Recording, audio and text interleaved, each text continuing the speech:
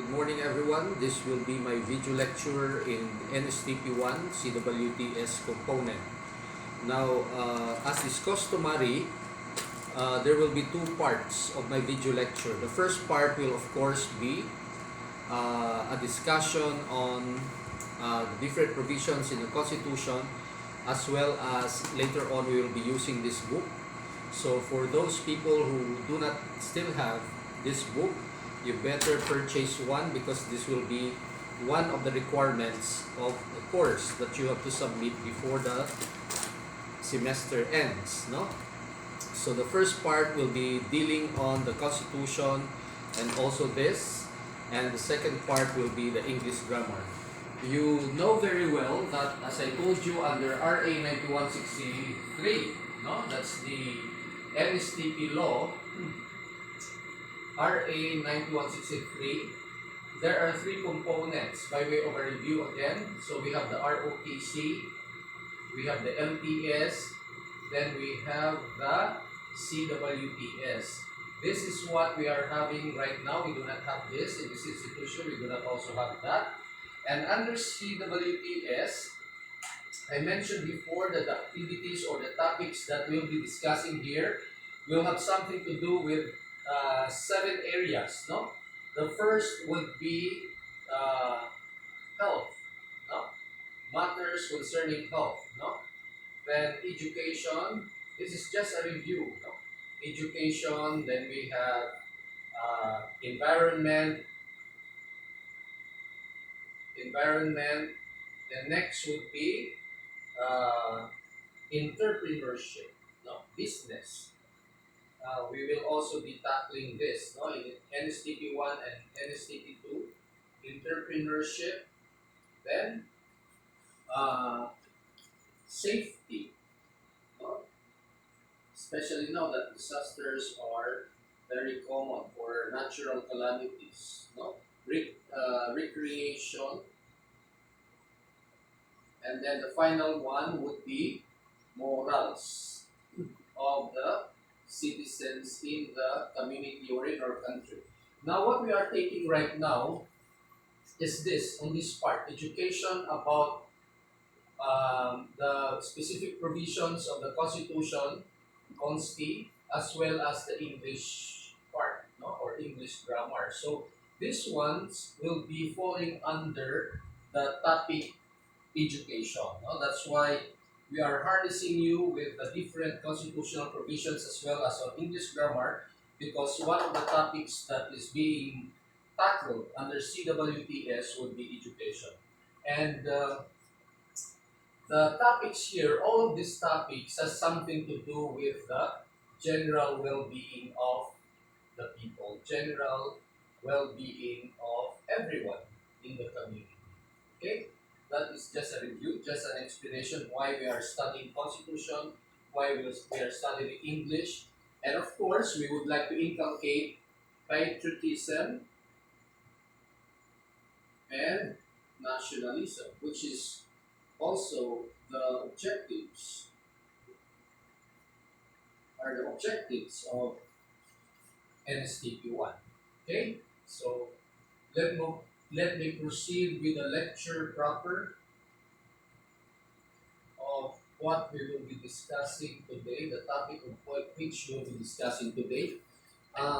Again, may I remind you that CWTS will cover some provisions in the Constitution, this book. I do not know if the LRI has still some copies of the Constitution, and this, no? This is our textbook, of which you will be answering some exercises until the semester ends. Okay? So we proceed with this, no? With the Constitution. Now, the Constitution, the Philippine Constitution. Philippine Constitution. What is the year of the Philippine Constitution that we are using? It's the, anyone? It's the 1987 Constitution. No? So it's the 1987 Philippine Constitution that we are using. Now, on January 29, 29, 1988. No? So you see, it was in 1988. Proclamation number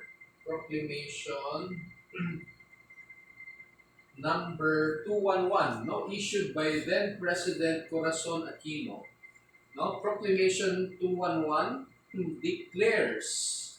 What does it declare? It declares February 2, no, every year. Every February 2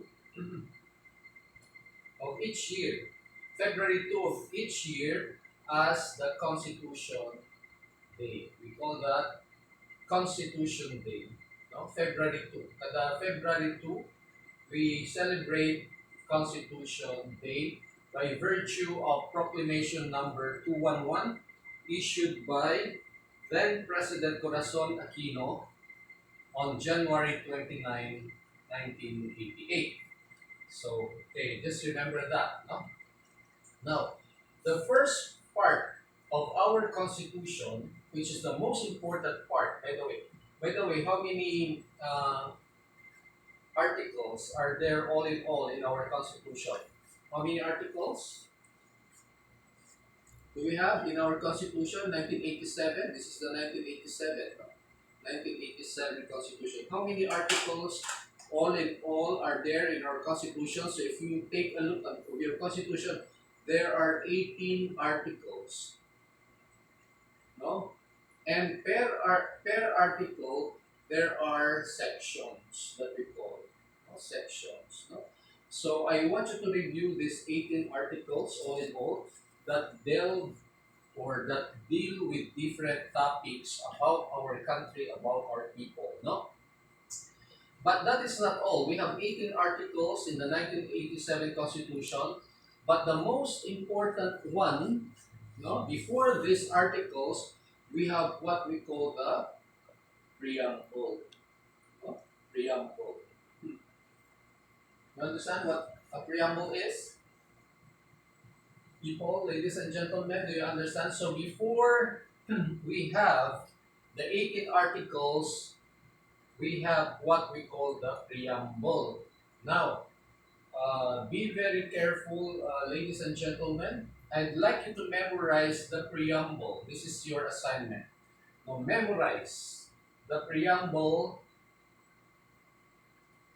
in our Constitution. This one, I usually give this during examinations, both in the midterm exam as well as in the final exam. So you better memorize this part of our Constitution.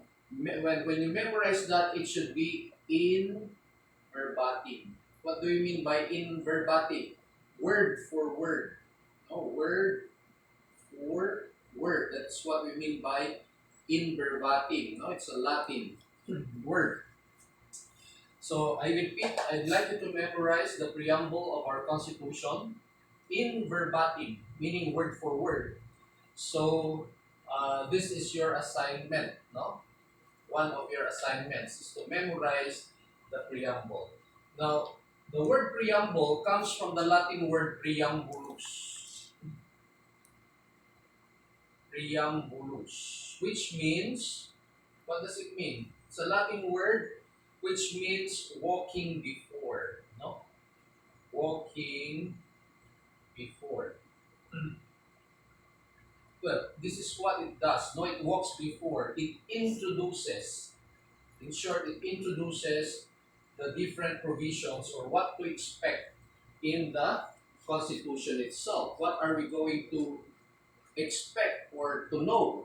No, it introduces. The preamble introduces the Constitution. It walks before the law or the document. By the way, okay, we go back to the Constitution. By the way, the Constitution, our Constitution is a law also. No, it's a law by itself. But it's a very, it's the most special law that we have. No, law by itself. No, it's actually a law that we consider as supreme. Ano yung ibig sabihin ng supreme? It's the highest, no? Supreme, it's fundamental. The fundamental law or basic our country. So, having said this, that it is the supreme or the highest law. No, when we say supreme highest, no one can overturn the Constitution because we consider this as sacred, supreme, and it's also the fundamental and basic law, which means that before you should know any other laws, like yung mga RAs that we call, di ba? What are RAs again? Republic Acts, no? So before learning this, you should learn first or know first your Constitution because it's the fundamental or basic law in our country. Meaning, every Filipino should know his Constitution by heart. No? It's a fundamental and it's also supreme. You understand? And being supreme, being supreme and fundamental, it is the most important law. Most important law. Pinaka-importante si Constitution. No? Being supreme and fundamental, it is also the most important law of all the laws that you should know. Why is that? Well, because this is where your basic rights are found. Diba? This is where your basic rights are found. Basic rights as what? As citizens of this republic. No? And where do you find this as citizens of this country? What do we call those rights? Which we find in the Constitution. We call these rights that are enshrined in our Constitution as, you could find all your rights in the Bill of Rights. No? And this is Article, I think it's Article 4. No? Let me check. I think it's Article 4 of the Constitution, the Bill of Rights. I know, Article 3, rather. Article 3. No? Article 3. Now, okay, Bill of Rights is in Article 3. I stand corrected. No? So here, we go back again to this law, the Constitution.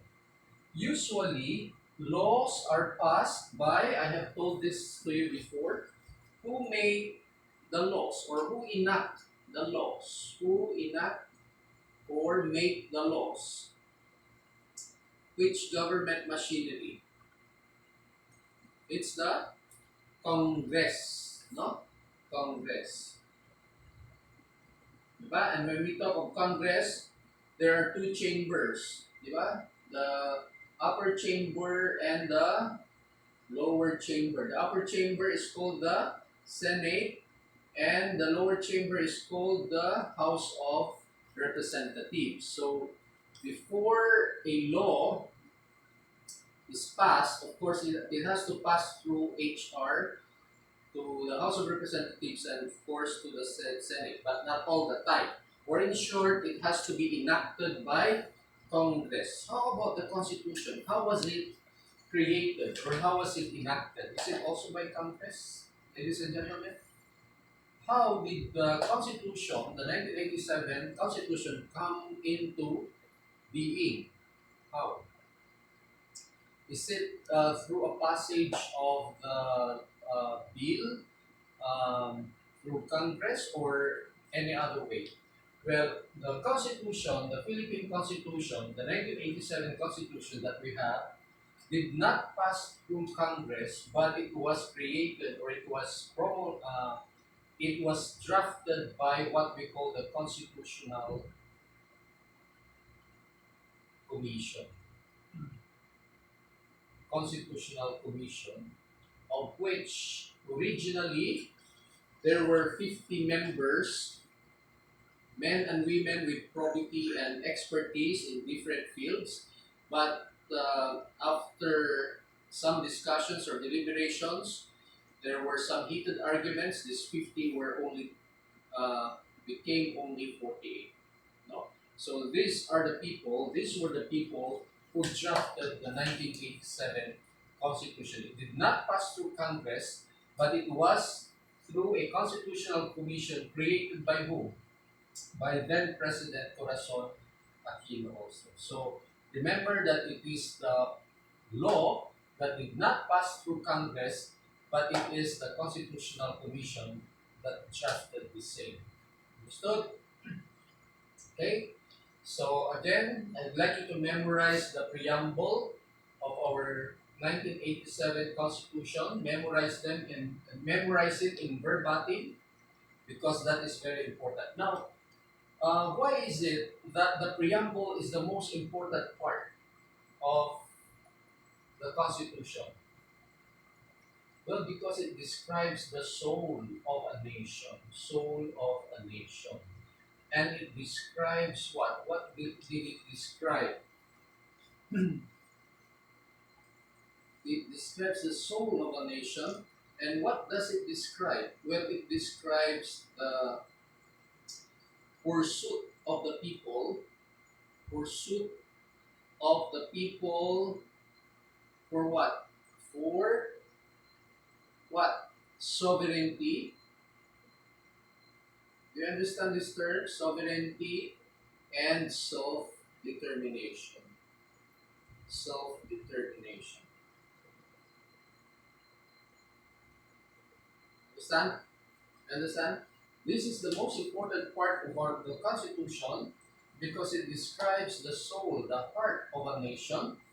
It also describes how the people have succeeded in the pursuit for sovereignty and self-determination. Now, what do we mean by the word sovereignty? Ibig sabihin yan, sovereignty, that the people are sovereign. Sovereign because they are the people, tayo.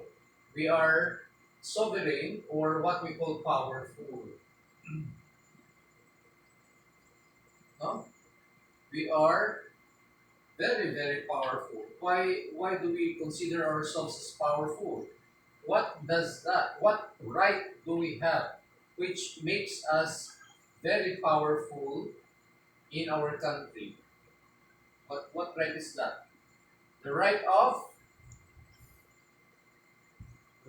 suffrage. What is the right of suffrage that we call?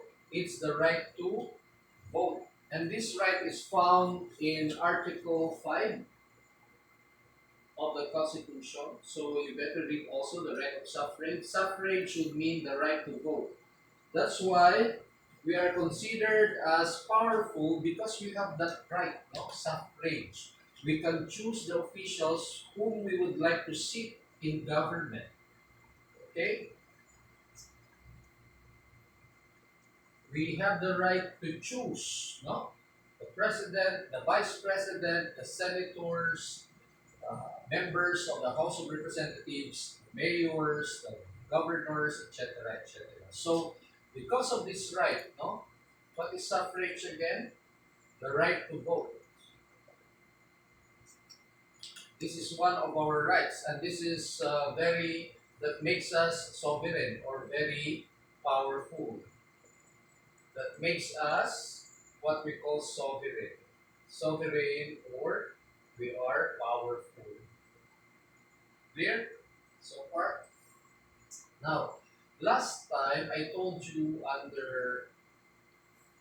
in the Constitution also I asked you about who are the citizens. Who are the citizens of this? Who are the citizens or who are Filipino citizens? Who are Filipino citizens? Who are considered Filipino citizens? And the answer here is you could find in Section 1 of Article 4. You could find that in Section 1 of Article 4. And who are the Filipino citizens that we are talking about? Okay, let us name them. one by one. The first is those who were who are citizens of the Philippines at the adoption of this constitution. And when was the constitution adopted? It was adopted in 1987 because it was in 1987 when the constitution was adopted. No, so those who are already Filipino citizens, that is number one. No, there are four of them. Those Filipino citizens at the time of adoption of this constitution are already considered as Filipino citizens. Time of adoption of this constitution are considered as Filipino citizens. Number two is that those whose fathers or mothers are citizens of the Philippines, no? Here, very important. Those whose, that's number two. Remember number two. Those whose fathers, is it and or? Those whose fathers or, no, it says or, hindi sinabing and. The conjunction is or. Those whose fathers or mothers are Filipino citizens. That's the second one. No? What is the third? The third is those born before January 17, 1973 of Filipino mothers who elect Philippine citizenship. No? As I remember the date, January 17, 1973, of Filipino mothers who elect Philippine citizenship upon reaching the age of majority. And that number four, those who are naturalized. No? Those who are naturalized in accordance with law. No? So these are important terms that you should remember.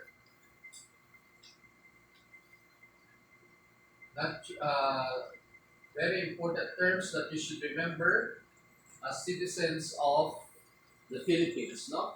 One term is what we call natural born citizens. Now remember this.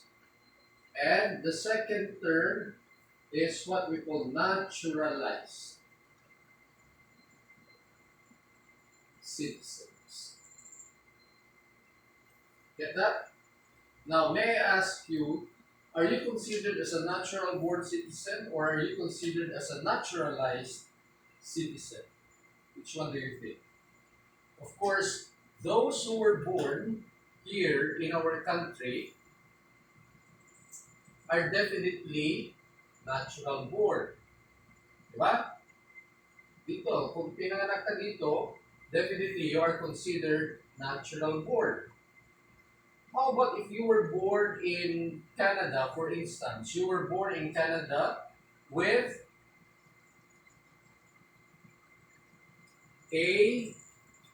with one parent as one parent, no, only one. It's either your father or mother who is a Filipino. Now, are you considered as a natural born citizen with one parent who is a Filipino? Well, obviously yes. No, because nandun nga. Later on, you will understand what do we consider as natural born, what do we consider as naturalized. Now, when we talk of natural born citizens, you do not have to do anything to perfect your citizenship. You do not do anything. Do not do anything. Wala kang ginawa, no? You have not done anything to perfect your citizenship. Now, did you do anything when you were born? Diba? Did you do anything to perfect your citizenship when you were born, considering that one of your parents is a Filipino? No, you did not do anything. Whereas when we talk of naturalized citizens, they have to do something to perfect their citizenship. They have to do something to comply, no? They have to comply certain requirements, do something to perfect your citizenship. And what is that process when we call it vesting Filipino citizenship? We call that naturalization. No? You undergo a process called naturalization. That's why you have to do something, no?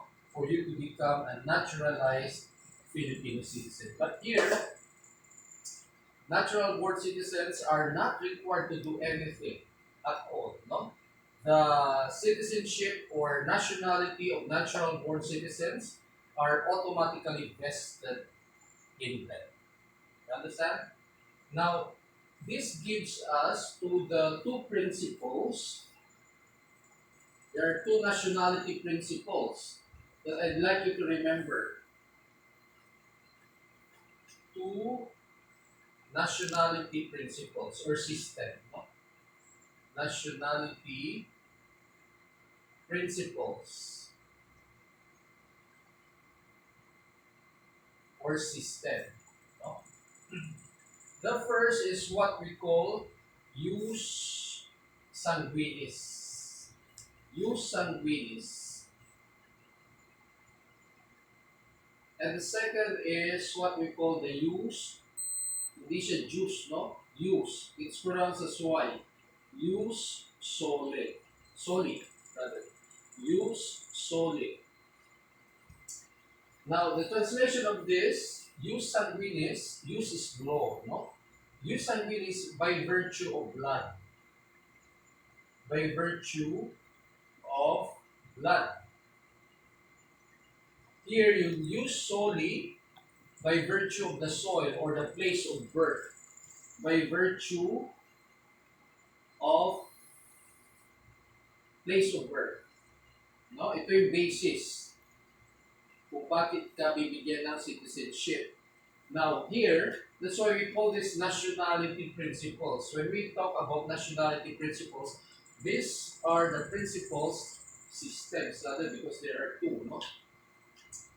These are the principles or systems when a country will vest citizenship or nationality in you. Now, we have the jus sanguinis, then we have the jus soli. Now, which one do you think does the Philippines follow as a nationality principle? Is this or this? Jus soli. Which one do you think would be has been adopted by our country as the nationality principle? Is it the jus sanguinis or is it the jus soli? Anyone? Any guess? Well, because we mentioned earlier about who are the citizens, di ba? Those who were born with Filipino fathers or mothers. No? So that means if one of your parents is a Filipino by virtue of blood, citizenship or nationality automatically attaches to you. So what we follow is this. The jus sanguinis. It's not the jus soli. But for the United States, they follow the jus soli as their nationality principle. Okay, clear so far? Okay, so I think this is all for today so that you can also rest. I'd like you to memorize about the preamble. So memorize please in verbatim about the preamble. Then of course, I will not give you any written assignment for today. What I would like to you to do is to memorize the preamble and also the uh, Article 4 of Section 1. No? The following are citizens of the Philippines. So I'd like you to memorize Section 1 of Article 4 and also the preamble of our Constitution. And your assignment would be to read Chapter 1, no? Chapter 1 of this book, because we will be starting the discussion of